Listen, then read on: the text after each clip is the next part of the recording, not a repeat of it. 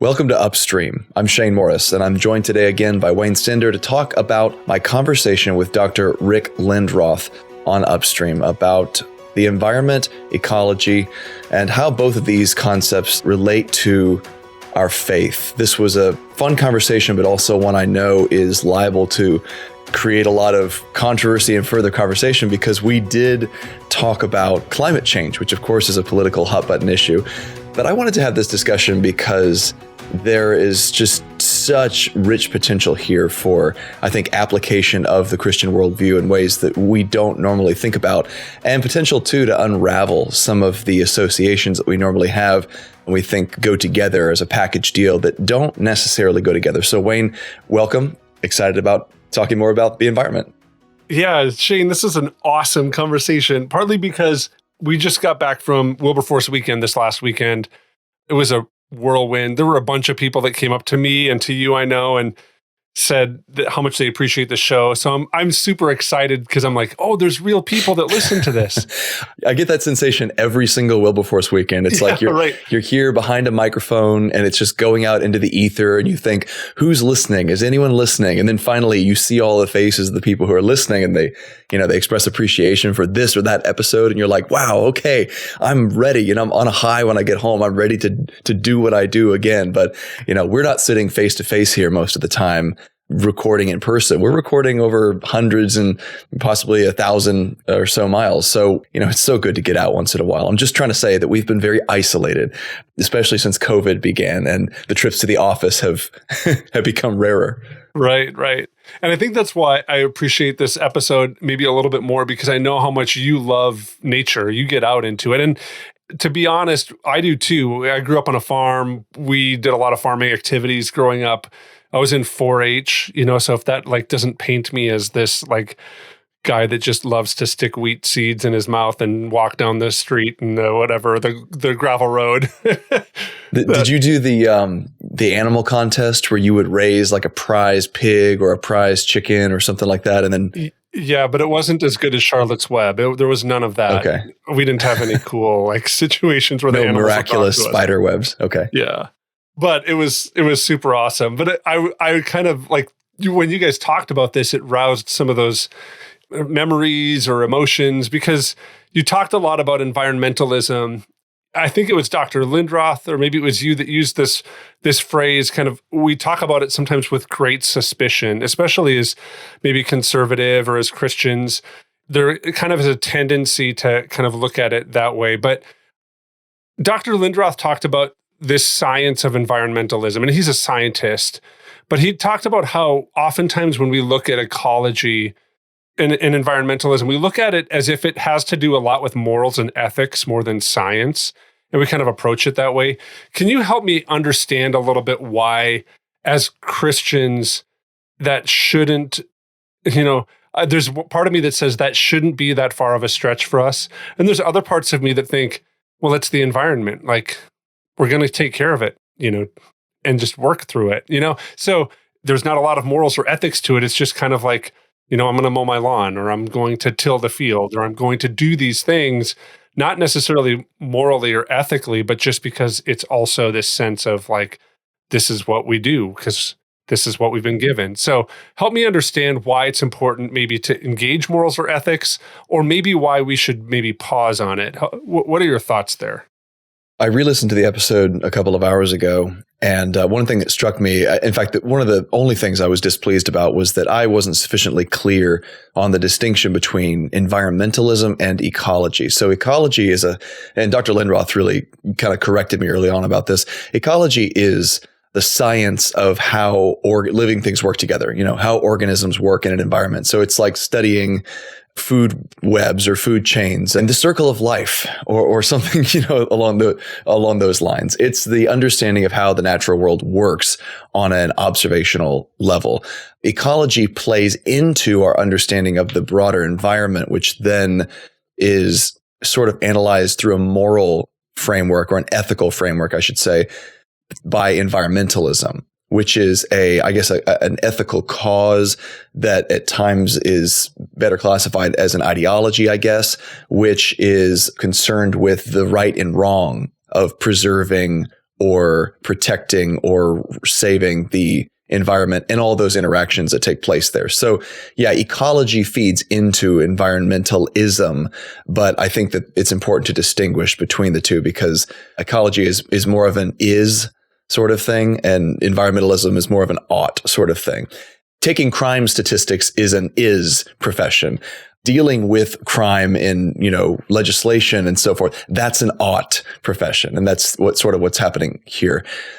Your question about the Christian underpinnings of this is very interesting. And I share your instinct that to an extent, it's like, why do we have a problem with this? Because we mow our lawns, we keep our houses clean, we keep our bodies clean. It seems like, we should just be able to do the same thing with the environment.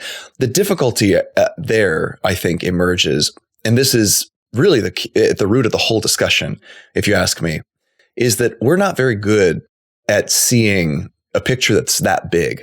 A picture that encompasses things as difficult for the ordinary person to quantify and observe as trophic interactions between organisms, as the water cycle, as pollution that's invisible, and that slowly harms us and the environment, as something as even big as climate change, right? As the whole question of what human activity is doing to the world. Those are big, big, big things. And they're difficult for the average person to observe because typically when you're on that scale, the changes are small and gradual. You have to do science. You have to do studies and see how this water level has crept up, imperceptibly over time, how this temperature has changed almost imperceptibly over time. But those little things on a big scale have a big impact. So here we have to talk about the concept that I mentioned in the podcast that conservative political thinkers have made use of in the past, and that's externalities. And this was something that my friend I referred to sort of introduced me to on the climate change discussion. These are things that external consequences of actions that we take, usually economic or industrial actions, that we have to account for in our overall analysis, but we don't often account for. The best example of this, I guess, is to take it down to a much smaller scale and talk about the example I gave of burning toxic chemicals in my backyard, right? I've got some garbage that needs to be gotten rid of. It's got asbestos or arsenic or something like that. Maybe it's full of insulation that's contaminated and I want to burn the garbage and I own my property, right? I have my own land. I have my own place to burn it. What's the problem? Well, the problem is that that's going to create smoke and it's going to blow over into my neighbor's yard. He and his kids are going to breathe it and then they're going to get lung cancer or something, right?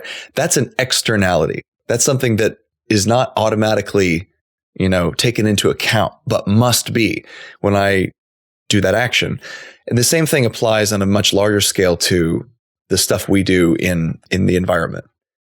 And I think the controversy arises in part because it's not easy for us to see that stuff. So we typically say, well, I don't see a problem. Why shouldn't I be able to do what I want with my own, my own property or my own industry or my own whatever? And it's because we're not taking into account those externalities. That's one source of the controversy. There's more, but we can get into it. But I think that the Christian imperative to do something, to care well, to steward the resources, the earth that's been given to us, is very clearly written in the text of Scripture and in the Christian tradition. This world is good. It's a gift. It's not the result of, one of the ancient gods killing a sea monster and spreading his guts across the formless void, as many of the ancient civilizations thought. It's the result of a God who set out in this creation week to form and fill a beautiful latent paradise for his image bearers to inhabit and for a whole array of creatures that give him glory to inhabit. And we are put here as what? Not as conquerors, but as gardeners. Adam and Eve are placed in a situation where they're to garden. I think that's a very powerful indicator that we are not here to purely exploit, but we are actually here to care, as God cares, as Dr. Lindroth said. So I hope that answers the question. It's broad ranging, and I'm preempting a bunch of the other things that we want to talk about. But yeah, that's how the first answer always works, right? It always like, okay, now there's 17 things I just took notes on. So buckle up, buddy. We're going to get through them. But you talked also, Dr. Lindroth kind of identified this word rada it's this word that he kind of defined as having dominion over or stewarding. And there's a two-part question I want to ask for this. And the first one is, when we look at this, that's a Hebrew word, right? Or is it a Greek word? Rada? It's Hebrew, yeah. Hebrew. So looking at that, why is it important for us in this time and place to understand what Scripture said, millennia ago, thousands of years ago, about our role and responsibility in caring for creation? Because I feel as if, and I maybe feel might be the wrong word, I'm deducing, like cognitively thinking about this, that when that word is used, it's not just a feeling, right? Like, I don't want to just be a feeler, right? Because I'm a man and we just don't like feelings sometimes, right? But I want to know, I think that word is really used pre-fall as an assignment for Adam and Eve, but we're thousands of years and incredible brokenness removed from that time when that was first used, right? Like, there's been so much entropy and different things that we've seen sin take hold of and change from when that word was used, that now, why is that an important thing for us to recognize, that word of how we're supposed to live in this moment of time in history? Well, simply because God's command was never revoked. And when he pronounces the curse on Adam and Eve and the serpent, he does so by way of making their tasks harder, right? So with reference to Adam and Eve, he says, what's Adam's task? It's to tend the earth and garden. Well, now it's going to be very hard. You're going to sweat, you're going to toil, and there's going to be thorns and thistles in the ground that resist you. With the woman, the expression of her task is bringing forth children. And what's going to happen now? Well, it's going to be harder. It's going to be painful. You'll in sorrow, you will bring forth children, And then there's even a hint that this marital relationship is going to be made more difficult. This sort of copacetic union that would have existed before is now, very much more rocky and difficult. So the tasks remain, but they become in a way more difficult. They're no longer endowed with this divine favor that allows them to accomplish it very easily. Creation no longer yields before them in the way that it would once have, but the tasks still remain. I would see the sort of enmity that exists between us and God's world as a result of that sin. And part of the calling of Christians is to manifest the newness of life that's been given to us in the restoration of all things and is still being given to us by caring for the world as God intended for us to care for it. Now, there's a lot of specifics in there and applying that general principle that are going to need to be worked out. Like, do we put out mosquito traps, or do we lovingly preserve the mosquitoes? There are some ecological as well as potentially ethical questions when you get into animals that may be inconvenient to you, but are nonetheless part of this world and pronounced very good by God. What does that mean? Nevertheless, I think the original mandate perseveres, and there's no indication that it's ever done away with. And the fact that Jesus portrays the relationship the way he does in especially his parables, they're all, agricultural. They're all about care of God's world, bringing forth the world to full flowering. And obviously agriculture and ecology are not the same things, but he's tapping into a deeper understanding that we're here to work with, for, and in the world, not against it.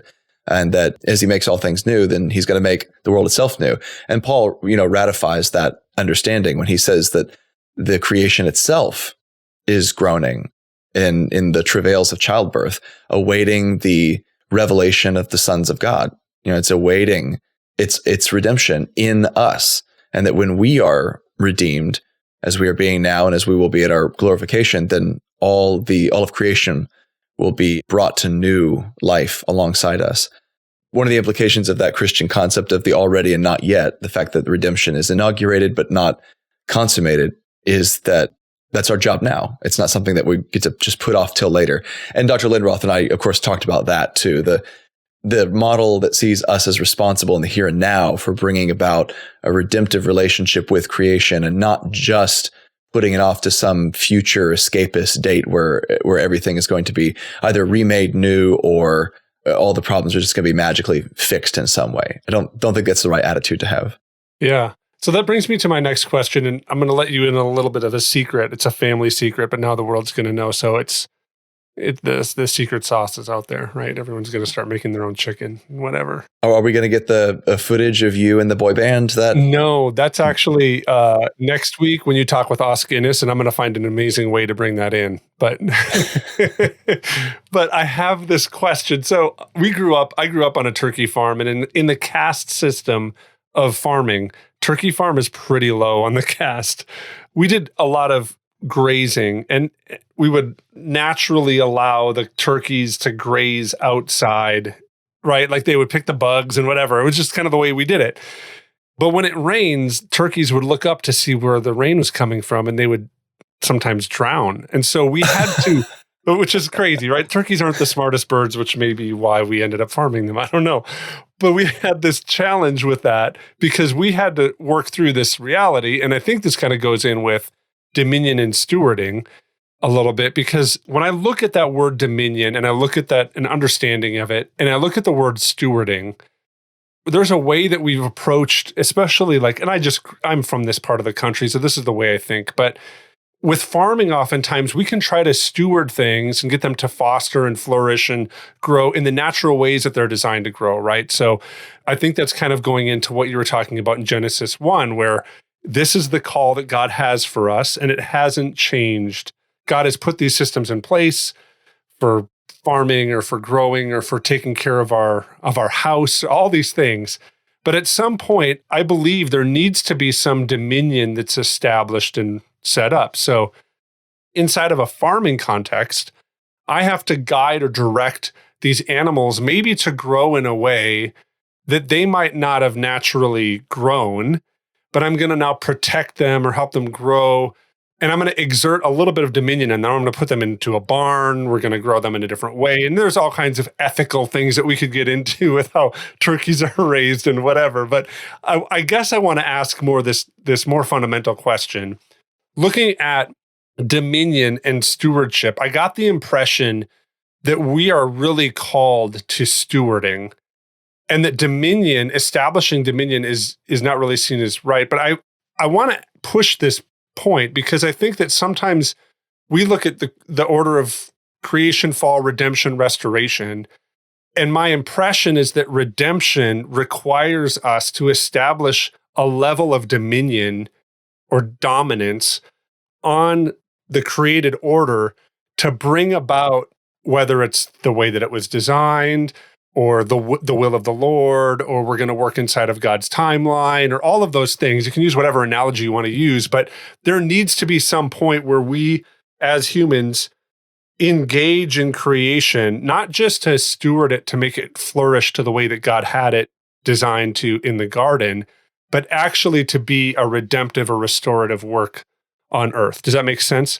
So I'm really trying to steelman this idea of dominion that I wonder, are we also, as people that are called into this moment to create or bring about redemption and ultimately restoration, aren't we called to have some dominance or dominion over creation? Well, yes. And there are a couple of reasons for that. The first is that creation itself calls for that prior to the fall. So Adam and Eve are instructed to be fruitful, to multiply, to fill the earth, subdue it. That's that rata, that's the dominion mandate. And it encompasses traditionally much more than just, caring for the natural world. It also encompasses the building of culture. And we talk a lot about that at the Colson Center. It's the glorifying, developing, and bettering of the raw materials that God has filled the world with. So we get this picture that Eden is a garden, and it's the one prepared by the Lord as a sort of beachhead or a starter of what the entire world is ultimately going to be like. And there are lots of indications in the text, and we can sort of get into this with various authors who've seen this, but it's a pretty common understanding of the text that it is implied that man, woman are supposed to work together and expand the garden to encompass the whole of the world, which is good, but latent and sort of wild in a way. It needs to be tamed in that way. Now, that's not to bring in all the associations of sort of manifest destiny mindset and conquering the wilderness and, shooting all the buffalo from the trains as they go by and extincting everything that's bigger than a house cat. No, that's not the connotation that I want to bring up. In fact, I would be adamantly opposed to that. And I think God is adamantly opposed to that. Proverbs says that it's the glory of God to conceal a thing, and it is the glory of kings to search it out. And I think that's a very paradigmatic word in scripture. That has to do with a lot more than just digging deep and understanding the meaning of the text. I think it has to do with the fundamental structure of the world. The way things work is God conceals, he lays out the raw material, and then he expects his imagers on earth, his image bearers, to go out and develop that raw material and to organize it and to bring forth a greater glory. Now, before the fall, we would have had a way to do that wasn't exploitative and destructive of God's order. I think now we have to struggle a lot harder to do that. And we've spent so long as a race essentially exploiting the natural world in a way that was small enough scale that it didn't ultimately have global effects or eliminate species or things like that we've developed a habit of just doing it one way. Well, now post-industrialization with, several billion people on the planet, we are at a stage where we have a lot more power over the natural world. And we're just now beginning to realize that power can actually destroy the world in which we live. It can do irreparable damage to it. So, for instance, the concept of animals going extinct, it was very much a novelty in history. It took right up until the cusp of the 18th century for science to begin to grapple with the fact that there are things that used to exist that no longer exist, and that some of those things that no longer exist disappeared because of humans and our activity. So that was a new thing, and it led to a lot of recognitions about the finitude of the resources and the creatures of this world, and the fact that we have to be careful not to completely destroy and wreck them. It's like any other resource; it's not infinite. That realization, I think, has led us to recognize a lot of externalities that we wouldn't have otherwise recognized. And that gets to the second point, I think, in answer to your question. And that is the way that creation itself is built. And this is why I think ecology is so useful, because it shows us, as Dr. Lindroth said, that we are not isolated from this world, that God built a world that is full of wonderful systems and cycles that sustain life. You look at the solar system and you see all these dead rocks covered in toxic gas. Jupiter is just one giant ball of toxic gases. The surface of Venus is hot enough to melt lead, and it's just like sulfuric acid everywhere and lightning and stuff. They're what we would think, there's a beauty to them, and Lewis would recognize the beauty, but we would look at that and say, as living things, that's a hellscape. I couldn't survive 2 seconds on that place. And yet you have this one beautiful blue pearl 3 rocks from the sun that is not only capable of supporting life, but is brimming over with life. It's got everything. It's perfect. But it turns out it's not invincible and it's not inexhaustible. There are systems here, just like the systems of your body or the systems of like an automobile or something, the carbon cycle, the water cycle, the oxygen cycle, the various minerals in the ocean that are used to make, the bones of all the creatures that we eat, the protein that recycles, everything that happens is the result of a whole host of living things that are not human, that are here as our, I would say as a Christian, as our life support system and as the artwork of God. And they have to continue working to a tolerable level to be able to sustain life and keep this world a beautiful blue pearl. If they fail to work, then not only does the world become a much more poorer, less beautiful, and more dangerous place, more like Venus, but we die. We can't continue to sustain ourselves the way we have. We can't continue to enjoy the free services that we get from God's world if these systems are disrupted. And so one of the insights of environmentalism, or at least one of the the claims of environmentalism, good and bad, is that we are disrupting those systems and we're breaking down this finely tuned planet on which we live and making it much more dangerous for us and for everything else that lives here. So I guess that twin recognitions that think we can break this place and that this place is not, that we're not isolated from it. We're just breathing air right now. We're sucking air and we're talking to each other. Well, where does that come from? You can't suck air on Mars. You can't suck air on Venus. It'll kill you. Well, Mars is not enough. It's only like 2% of our atmosphere. So where does that come from? Well, it comes from healthy oceans, mostly. Some of it comes from trees. What happens if we just dump toxic waste in the oceans nonstop? Well, it turns out we won't have any more air to breathe. So like, I guess recognizing all that is part of taking dominion well and seeing that God has built just like you steward your body and you say, okay, well, I can't just do whatever I want, right? I'm going to dominate this body. I'm just going to take dominion over it. Well, you're going to die if taking dominion means eating pizza every day, staying up all night, drinking a bunch and never getting any exercise, right? You're just going to fall apart and die. There's certain things you have to do to take dominion well. You got to sleep, you got to eat well, you got to exercise, you get all this stuff. Same is true for the system that God set up on the earth. Now, that's not to say that I agree with or sort of endorse or don't have any skepticism about the claims of people who call themselves environmentalists, because the fact is modern environmentalism is riddled with these naturalistic, anti-human assumptions that lead it in a very dark direction often. And Christians can't endorse that.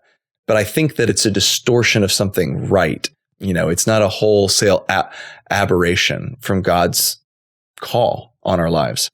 Yeah. So that leads me to my next question. You kind of talked about this briefly. You had this comment where you said, we die. And I wonder, like, if we don't care for the earth appropriately, number one, if we don't take dominion over the earth and work to establish and restore it inside of the fall, but also understand the way that God has designed it and steward it according to the laws of nature and inside of the different ecology, systems. If we don't understand those things, we can't steward it, but also exert dominion to help it flourish and grow. You said this word, we die. And I want to push on that a little bit because you also talked with Dr. Lindroth about this idea of reconnecting with creation. And I was challenged by that a little bit is that a conscious action? I feel like every day I walk outside, I'm engaging creation. Like you said, we breathe, at least in Minnesota, it could be like 30 degrees one day. It's 110 degrees the next. Like we have literal 100-degree swings inside of a week, at least 3 or 4 times a year. Like it's insane. So I feel like, I am always connected with creation, because if I don't, I either have frostbite or I'm, sweating and have total dehydration.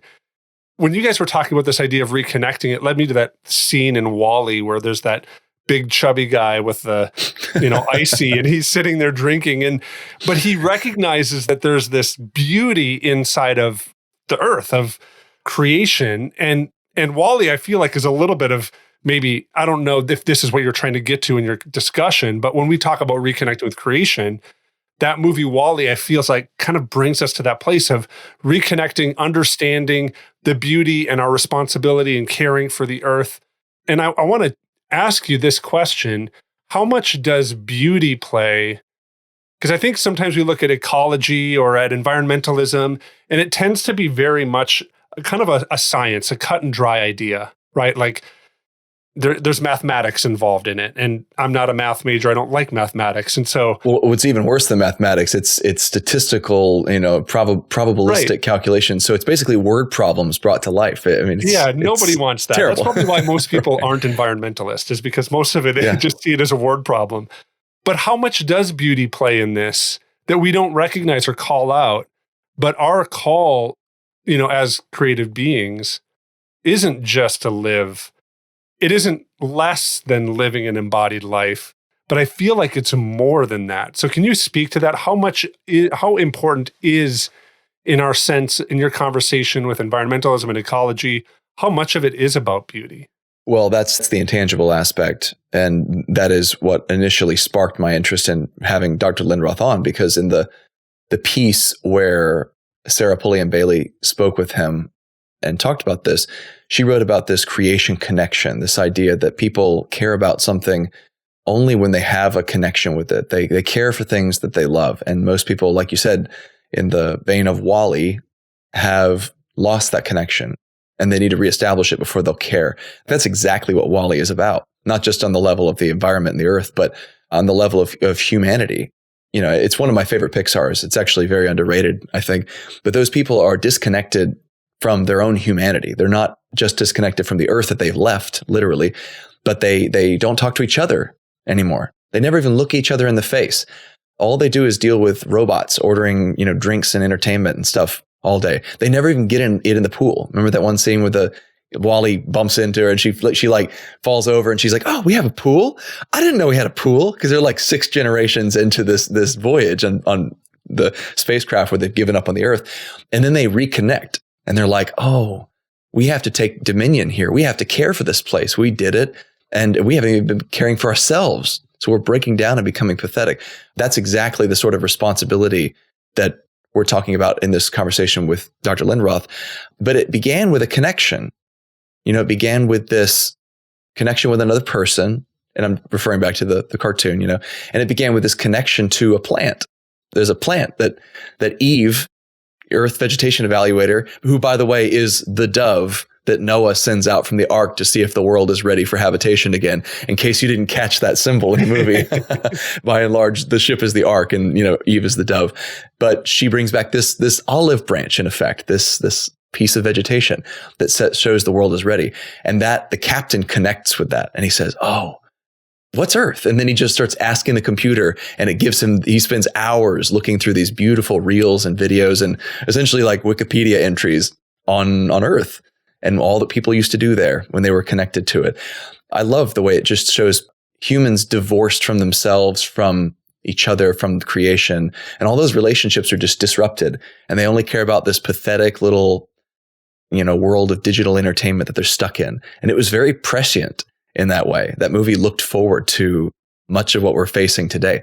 So reestablishing a connection like that, it creates a little spark in people, and they begin to care in a way they didn't before, because the natural world is no longer a set of abstractions. It's something that's real and tangible and beautiful, and that they can experience, and they see what it does to them, the kind of sense of awe that comes upon them. I mean, Scripture is saturated with this sense of awe and wonder and worship. They're just excited by the natural world, whether we're talking about trees or mountains or stars or sunrises or the horse running or the big sea monsters that only God can tame. It's all in there. It's all the natural world, and it's all there for us, literally, to reveal something to us.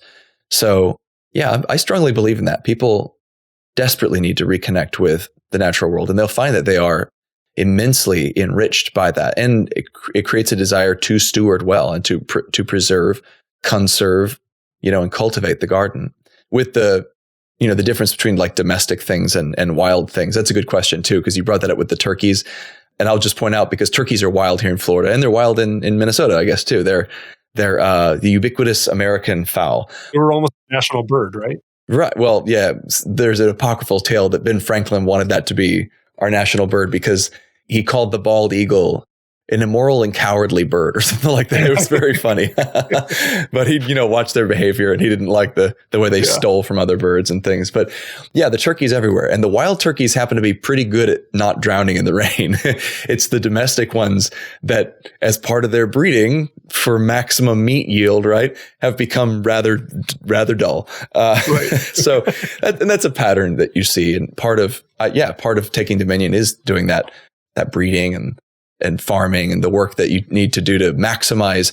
Nobody wants to eat a wild apple or a wild pumpkin. Do you know why? Because they're terrible. They're about this big and they taste awful. Only after a little bit of cultivation do you begin to get that really good stuff most of the time. But I think there's also a recognition in Scripture and in rightly ordered thinking about the world that there's a wild place. and that God's world is full of wild animals and domestic animals. And notice when Noah is commanded to save the natural world, on the ark, he doesn't just take domestic animals on board, the animals that are useful to people. He takes two of every sort, clean and unclean, everything imaginable comes aboard the ark and is rescued. So that shows God cares about, I think, the wild world as much as he cares about the domestic creatures. And that was sort of a rambling response, but it's a lot of thoughts related to your question, and I hope it helps. Yeah. So I want to ask you this question then, because I got the impression from your conversation with Dr. Lindroth that you definitely view that Christians and maybe conservatives have a negative view of creation care. However, most of the examples that you've used for positive view of creation care have been rooted inside of scripture. And I think even like Glenn Sunshine's book on Why You Think the Way You Do is a really interesting example of what it looks like to not only have dominion over the earth, but really to steward it from an economic standpoint, but also from agricultural standpoint and cultural standpoint. I was really challenged by that. Why do you say that Christians and conservatives have a negative view of creation care? Where does that come from? That's something that I'm still trying to discover for myself. And I have a few tentative thoughts, I guess, on the question. One is what Dr. Lindroth said, and that's how we talk about it. There's simply a function of language where, because we talk about the care for creation and the duty to sort of take trouble and protect and nurture and things like that, there's a vocabulary used in conservation and in political efforts to conserve that speaks to a liberal sensibility or speaks to progressive sensibilities, those who are high in trait openness, for instance, more than to conservative sensibilities, which those are the people who are high in trait conscientiousness, as Jordan Peterson puts it. Lindroth suggests a list of new words we could use to better appeal to conservative-minded or conservative temperamental people on the environment. And some of those are things like sacredness, right? We want to preserve the sacredness and integrity of the natural world. Responsibility. We're called to be responsible and to exercise creativity and work on behalf of God's world. Loyalty is another one. Loyalty to God himself, who made this world, and that you don't trash it. In fact, that was literally how my parents taught me, not to litter and things like that. They said, God made this world. Why would you trash it? Why would you make it look bad and be dirty when he made it for you? It's loyalty demands that you actually take good care of his property, right? So that's one proposition. I think it can go a long way. There's a deeper reason, though, behind that sort of enmity or suspicion that conservatives have toward the environmentalist movement. And it's what I mentioned earlier, that secular environmentalism and even mystical pagan environmentalism has roots that have either twisted or wholly abandoned Christian underpinnings. And I think root environmentalism in false worldview assumptions. So one of those assumptions is that human beings are just one animal among many, that we have no privileged status, we have no special responsibility, and we have no special relationship with the Creator, if there even is one, that we're just one animal that happens to become way more populous than we ought to ecologically, because we don't have any predators anymore, right? We've gotten rid of all our predators, and so we just keep breeding and breeding and breeding, and we're going to take over the earth and destroy it like a plague. And sometimes humanity is compared with a virus and so forth. And that is the sort of thinking that emerges out of this naturalistic worldview, that we're just one among many. And then you get the mystical stuff. It's not naturalistic; it's like spiritualistic, where there's nature worship, and so that can get even sort of weirder and more mystical. And unfortunately, a lot of environmentalism over the last half century to almost a whole century has been contaminated by that thinking, and it's led to everything from this misanthropy, this hatred of human beings, to literal worship of nature that I think is ultimately a disservice to it. And I say that because you reach a point with environmentalism where despair begins to dominate. And this is a problem that secular environmentalists have grappled with, and that Lindroth is sort of proposing a solution to. How do you overcome the sense that it's so bad that there's nothing we can possibly do to fix it because all the cards are stacked against it and the fate of the world is already sealed? And I can see how you'd get to that point from a secular standpoint. You'd get to that sense that there's just no hope left. But if human beings are not actually a virus on the world, if we're actually called to be the solution, and if we are actually equipped to be the solution, if we will only steward in a responsible manner instead of stewarding badly, mistreating our world as some people mistreat their bodies and so forth, then I think there's a lot of hope. Imagine if you really believe that this world not only is made to tolerate human beings, but is actually made to require us, that we're actually here and are needed to mediate between God, the creator, and this world that he has created. I mean, that's part of the biblical worldview. It really is. That God's creation is not complete or mature without humans working in it, tending it, observing it, glorifying it, or learning from it, and as a result, giving praise to God. It's part of the biblical worldview. So if you look at things in that way, and I'm not saying that I have a sense of how to completely fix the environmentalist movement of all its anti-human and pagan bents or biases. And I'm not saying that Christian environmentalism is just going to magically fix all the problems in the world or something like that. But I do think that there's a strong basis for hope in a Christian environmentalism that's very different and much better than the secular versions. I actually think it's the only feasible long-term basis for environmentalism, because again, if you believe that humans are only another animal, well, then there's no imperative for us to do anything other than what we're doing. Why? Why should we? Animals rise up, they outcompete one another, they change the face of the earth, and then evolution moves on.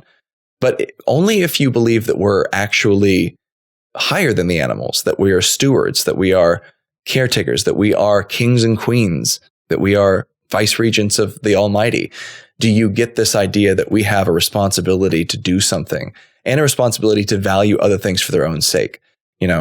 Wild turkeys don't value any other animal for their own sake. No, they don't.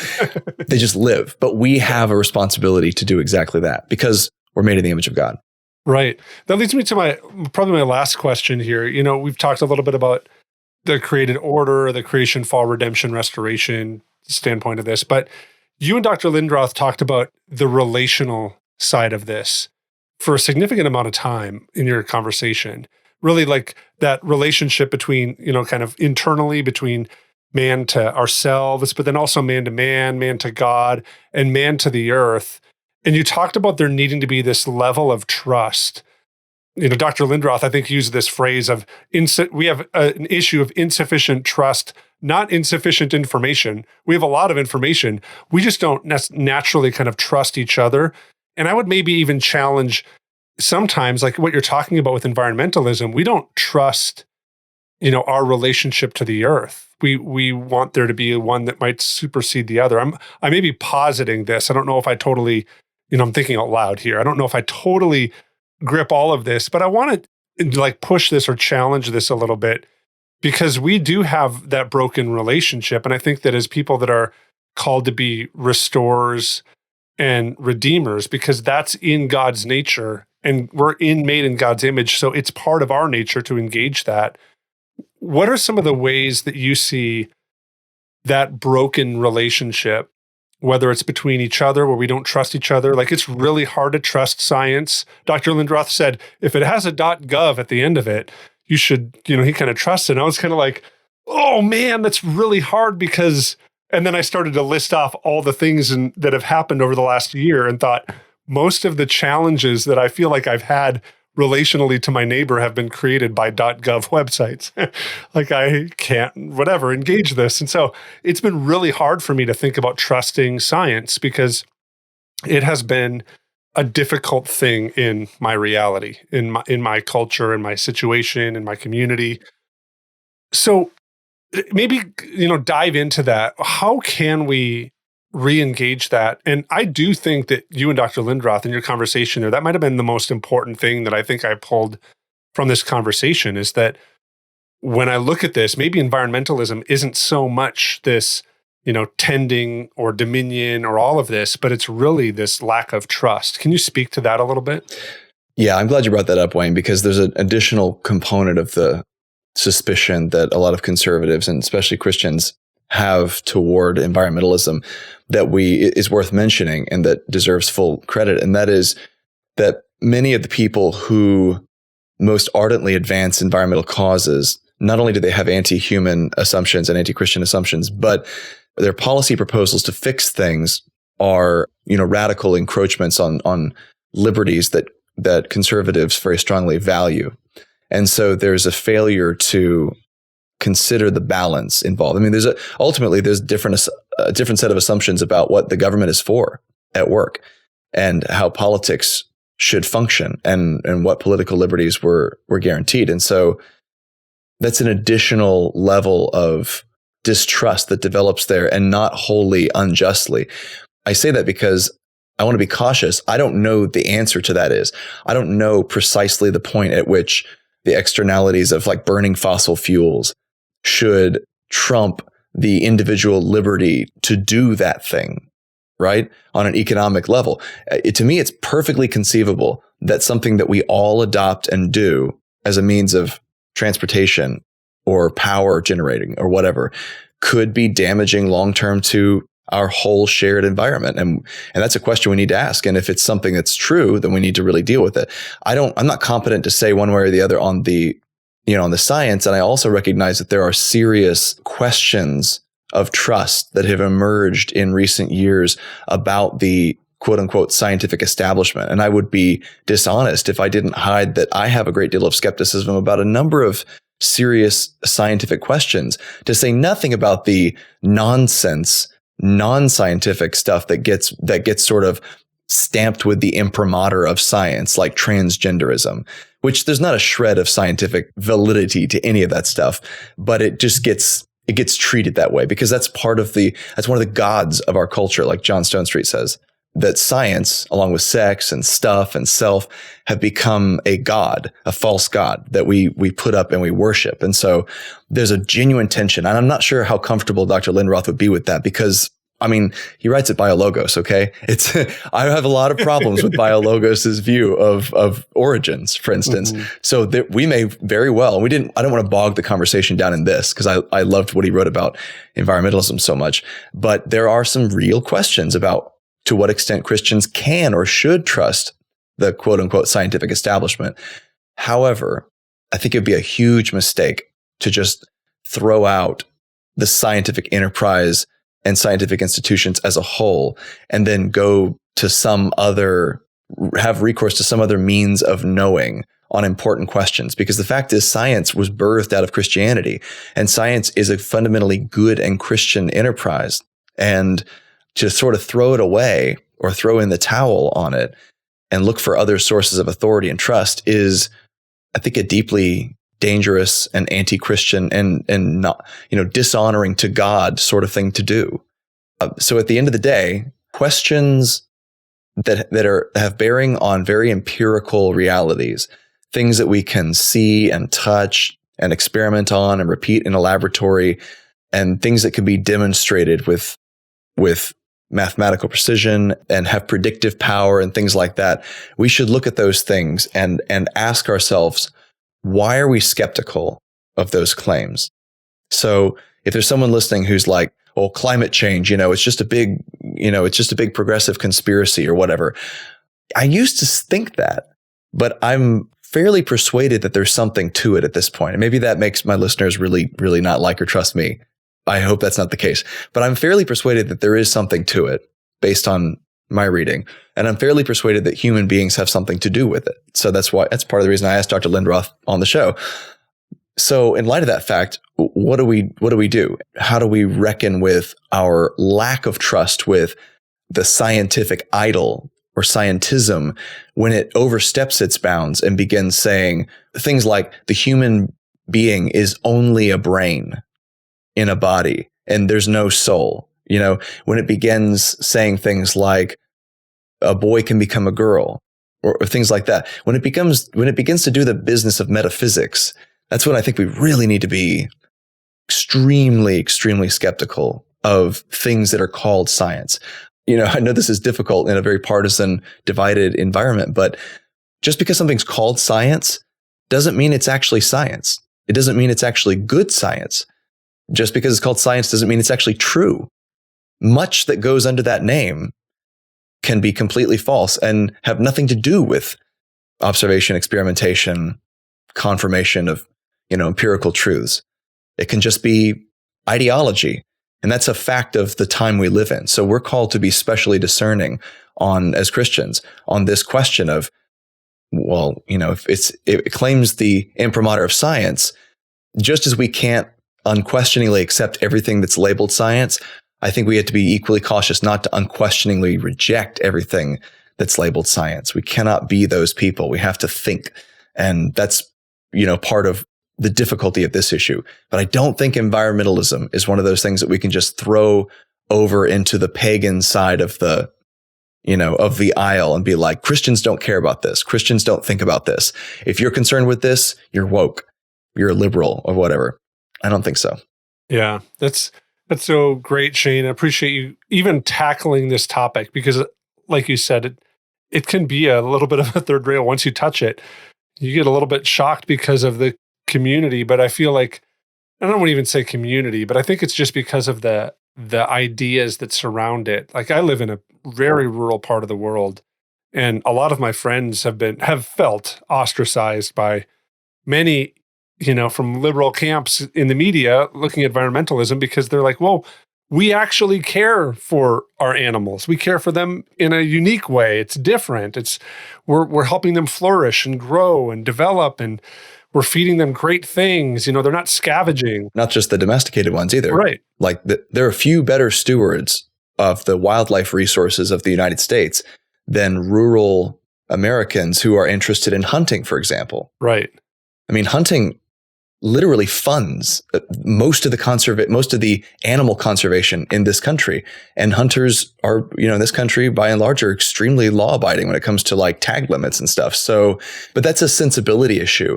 Not to be too derogatory, but liberal coffee shop types in Manhattan don't get. They're like, why would you ever shoot Bambi? Well, I'm sorry. Come live out in the wild parts of the country for a while and see what good wildlife management looks like. It doesn't look like just never touching anything, leaving everything alone. There are responsible ways you can engage with the environment. And guess what? One of those is having a good venison. My wife would challenge you there that there isn't any good venison, but that's maybe a conversation for another time in another place. But well, you guys were just down here and you didn't have any alligator, did you? No, we didn't. We tried to avoid it because I was afraid of wrestling. No, not a lot living alligator. Okay. No, you got to stop by one of the roadside places and get, fried alligator tail or something like that. Yeah. Next time we are going to totally do that. I was spending too much time on the beach and got totally sunburned. I have no concept. The sun is not as strong up here as it is down there. We're a lot closer to it here in Florida. Yeah, you are. It's God's country. That's really what ends up happening. We live in the wild and waste part of the world. Yeah, this is great, Shane. I really appreciate thank you for tackling this and also challenging my thinking on a lot of this and calling me to have a deeper understanding of what it means to really look at this issue. Really what the podcast says, we're trying to go further upstream here. We're not trying to think about what we think in this moment, but like, where does this idea come from and what is God's call in our life? So this is really helpful. Thanks, man. Yeah. Thanks for the good questions, Wayne.